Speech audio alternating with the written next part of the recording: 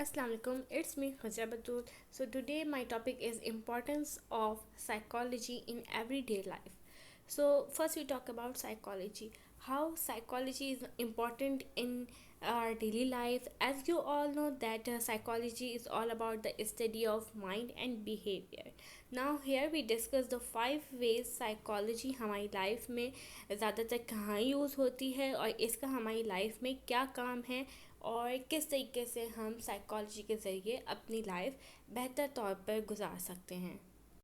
So I would like to tell you that furthermore topic related to psychology you can see in next videos.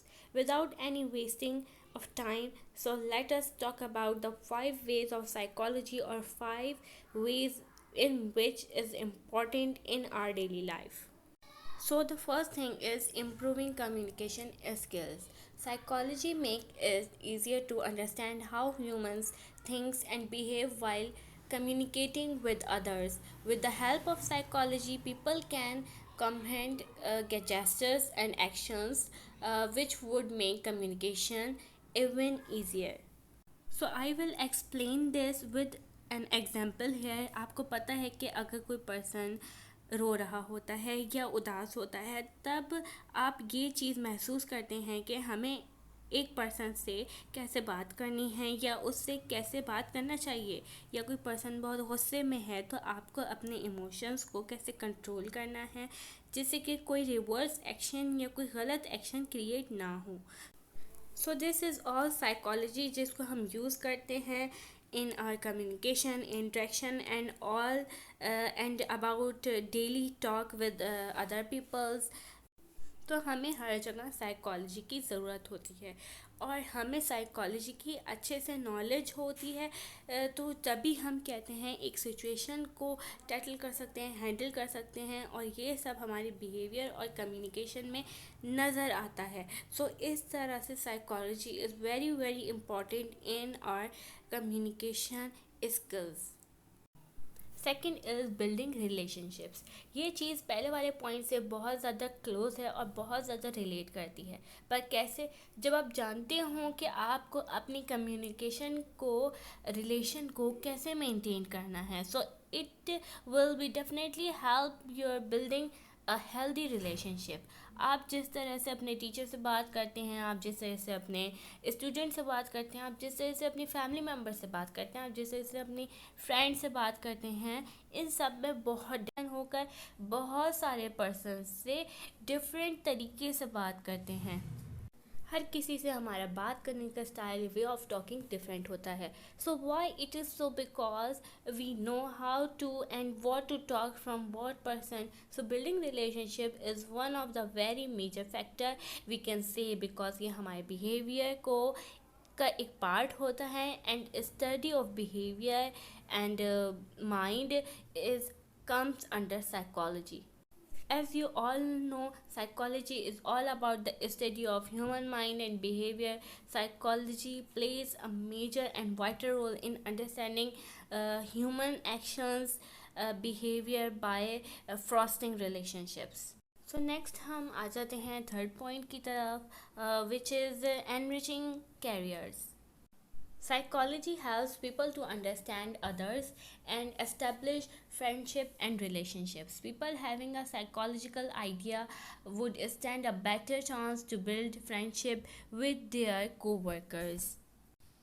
If you have to know good command on psychology, आप human psychology को समझते हो, आप ये जानते हो कि हमें कहाँ कैसे बात करनी है, कैसे सिचुएशन को हैंडल करना है, तो आप इस फील्ड में ग्रो कर सकते हैं.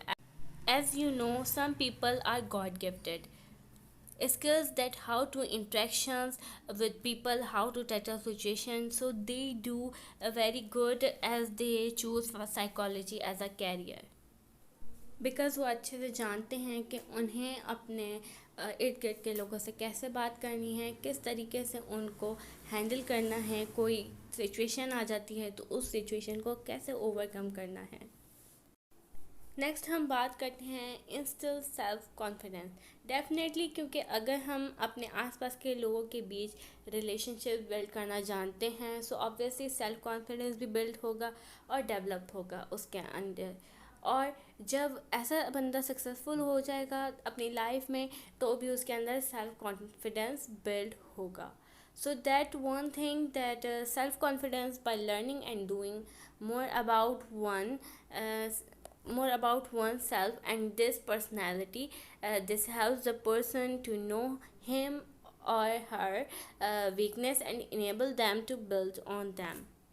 सो इस तरह से जो सेल्फ़ कॉन्फिडेंस आता है, तो ना तो आप अपनी हेल्प कर सकते हैं, और बल्कि अपने आसपास के लोगों की भी बहुत अच्छे से हेल्प कर सकते हैं. और आपके बिहेवियर और कॉन्फिडेंस की वजह से जहाँ आपको भी साथ साथ फ़ायदा हो रहा है, अपने आसपास के लोगों की भी बहुत अच्छे से हेल्प कर सकते हैं. और आपके बिहेवियर और कॉन्फिडेंस की वजह से जहाँ आपको भी साथ साथ फ़ायदा हो रहा है, वहाँ दूसरे लोगों को भी आप के कॉन्फिडेंस की वजह से और आपके वेल बिहेवियर होने की वजह से बेनिफिट होता है. So this is how instills self confidence work.